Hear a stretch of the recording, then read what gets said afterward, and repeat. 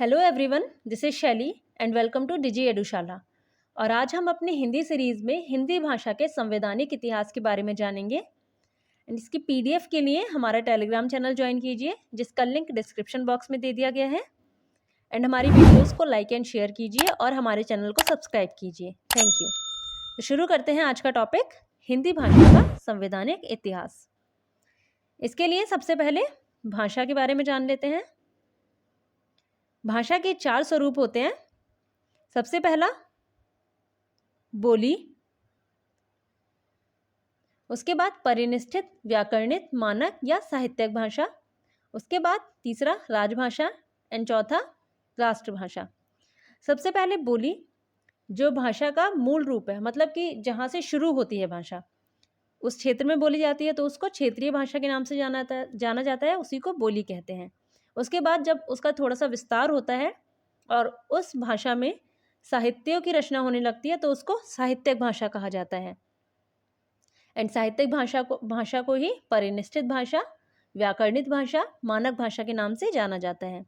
इसके बाद जब किसी भाषा में सरकारी कामकाज होने लगते हैं तो उसको कहते हैं राजभाषा।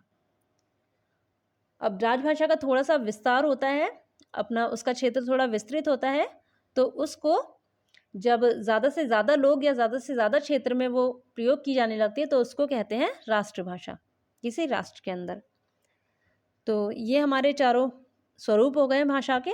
इसके बाद इनकी छोटी छोटी सी डेफिनेशन है, वो देख लेते हैं।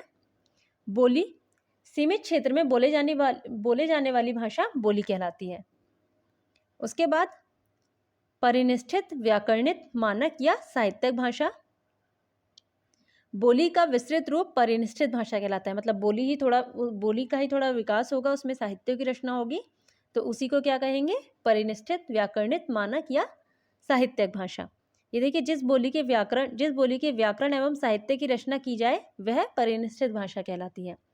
उसके बाद है राजभाषा। सरकारी कामकाज में प्रयोग की जाने वाली भाषा राजभाषा कहलाती है। और लास्ट है राष्ट्रभाषा। जब कोई भाषा विकसित होकर इतना महत्व प्राप्त कर लेती है कि उसका प्रयोग पूरे राष्ट्र या अन्य भाषा क्षेत्रों में भी सार्वजनिक रूप से किया जाने लगता है तो उसे राष्ट्रभाषा कहा जाता है। तो जैसा हमने इस चारों के बारे में पहले ही जान लिया था और ये इसकी डेफिनेशन भी देख ली है, तो इसके बाद हम अब हिंदी भाषा का संवैधानिक इतिहास के बारे में जान लेते हैं।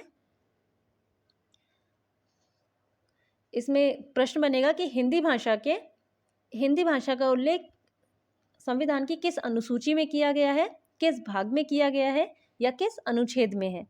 तो ये इस तरीके से इसमें प्रश्न बनते हैं। तो देख लेते हैं। संविधान की 8वीं अनुसूची भाग 17, जिसमें राजभाषाओं का उल्लेख है। कितनी राजभाषाएं हैं बताइए? उसके बाद अनुच्छेद 343 से 351 तक हिंदी भाषा का उल्लेख है। तो देख लेते हैं। अनुच्छेद 343 में संघ की भाषा हिंदी तथा लिपि उसकी क्या होगी? देवनागरी, इस बारे में बताया गया है। अनुच्छेद 348 का में बताया गया है, यदि किसी व्यक्ति, राजनेता या नेता को हिंदी भाषा नहीं आती तो वह व्यापारिक, वैश्विक या बजटीय तौर पर अंग्रेजी भाषा का प्रयोग कर सकता है, जैसा कि होता ही है अंग्रेजी भाषा का प्रयोग। उसके बाद अनुच्छेद 351 में हिंदी भाषा के प्रचार प्रसार के बारे में बताया गया है। उसके बाद जो 22 राजभाषाएं हैं वो देख लेते हैं। सबसे पहले जो राजभाषाएं थी वो थी 14। उसके बाद 3 संविधान संशोधन हुए। 21वां संविधान संशोधन 1967 में किया गया, जिसमें एक राजभाषा जोड़ी गई। उसके बाद 71वां संविधान संशोधन 1992 में किया गया, जिसमें 3 राजभाषाएं जोड़ी गई। उसके बाद 92वां संविधान संशोधन 2003 में किया गया, जिसमें 4 राजभाषाएं जोड़ी गई। उसके बाद ये 22 राजभाषाएं हो गई हैं अब वर्तमान में। तो अब देख लेते हैं इनको एक एक करके। सबसे पहले हिंदी, जो कि 5 राज्यों की है। उसके बाद संस्कृत उत्तराखंड से, बांग्ला बंगाल से, तेलुगु आंध्र प्रदेश, मलयालम केरल, तमिल तमिलनाडु से, कन्नड़ कर्नाटक, पंजाबी पंजाब, मराठी महाराष्ट्री, असमिया असम, उड़िया ओडिशा, कश्मीरी जम्मू कश्मीर, गुजराती गुजरात, उर्दू उत्तर प्रदेश, सिंधी सिंध, जो कि 21वें संविधान संशोधन द्वारा जोड़ी गई थी, जो कि 1967 में हुआ था। उसके बाद नेपाली उत्तराखंड से, कोंकणी गोवा, मणिपुरी मणिपुर, ये तीनों यानी कि नेपाली, कोंकणी और मणिपुरी, इसको हम एक इस ऐसे याद कर सकते हैं NMK, यानी कि नेपाली, मणिपुरी और कोंकणी, ये तीनों ही जो राजभाषाएं हैं वो 71वें संविधान संशोधन से जोड़ी गई हैं। तो इसको हम NMK से याद रख सकते हैं। अब बाकी की 4 देख लेते हैं। संथाली झारखंड से, बोडो हिमाचल प्रदेश और कश्मीर से, डोगरी मिजोरम और मैथिली बिहार। मैथिली को ही सबसे मीठी भाषा भी बोला जाता है।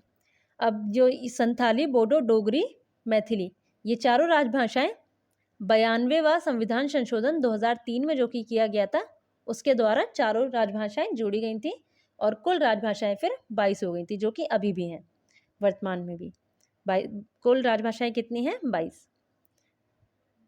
तो इसको हम याद रख सकते हैं BDMS से, बोडो, डोगरी, मैथिली एंड संथाली। ये किया गया था 92वां संविधान संशोधन, और 71वां संविधान संशोधन NMK से।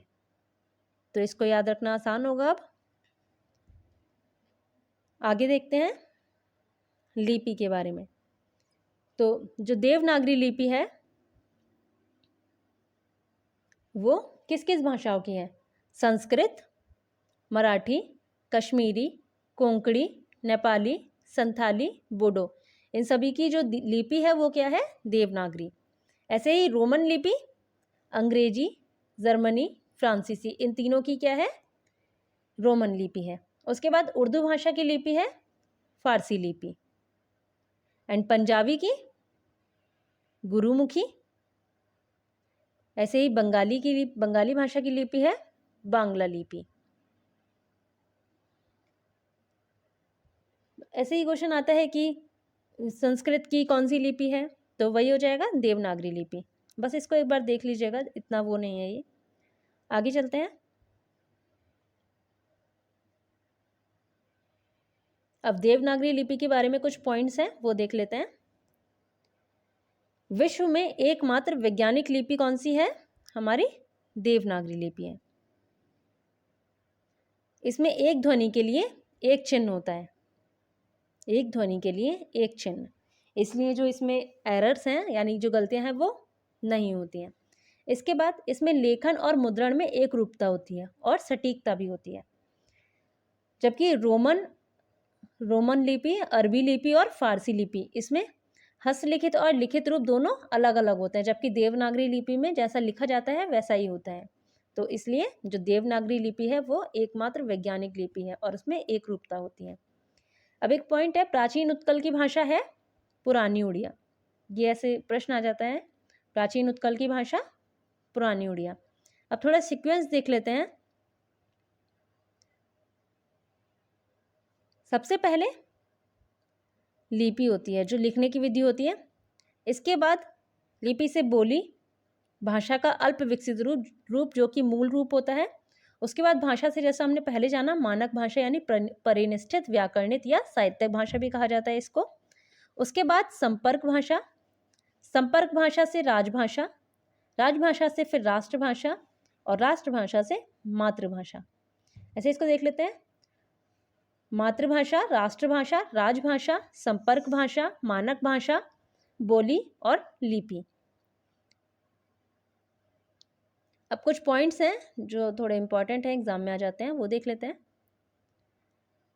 हिंदी दिवस, यानी यहाँ पे राष्ट्रीय लिखना रह गया है। राष्ट्रीय हिंदी दिवस कब मनाया जाता है? 14 सितंबर 1949 को, और ये 14 सितंबर को मनाया जाता है, जबकि पहली बार 14 सितंबर 1949 को मनाया गया था दिल्ली में भारत की संविधान सभा द्वारा आधिकारिक भाषा के रूप में हिंदी को अपनाए जाने वाले दिन को चिन्हित करने के लिए। इसलिए प्रत्येक वर्ष 14 सितंबर को राष्ट्रीय हिंदी दिवस मनाया जाता है। कब मनाया जाता है राष्ट्रीय हिंदी दिवस? 14 सितंबर को।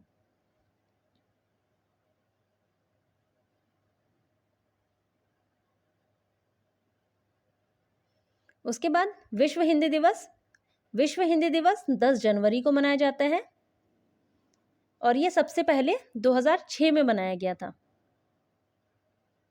2006 में, क्योंकि 10 जनवरी 1975 को नागपुर में एक प्रथम विश्व हिंदी सम्मेलन की वर्षगांठ में जो ये मनाया गया था, इसी के उपलक्ष्य में फिर 2006 में ये विश्व हिंदी दिवस मनाया जाता है। और ये जो 10 जनवरी का दिन है, ये क्या चिन्हित करता है? उस दिन संयुक्त राष्ट्र महासभा में पहली बार हिंदी बोली गई थी, तभी से विश्व हिंदी दिवस 10 जनवरी 1975 को मनाया जाता है, उसी के उपलक्ष्य में।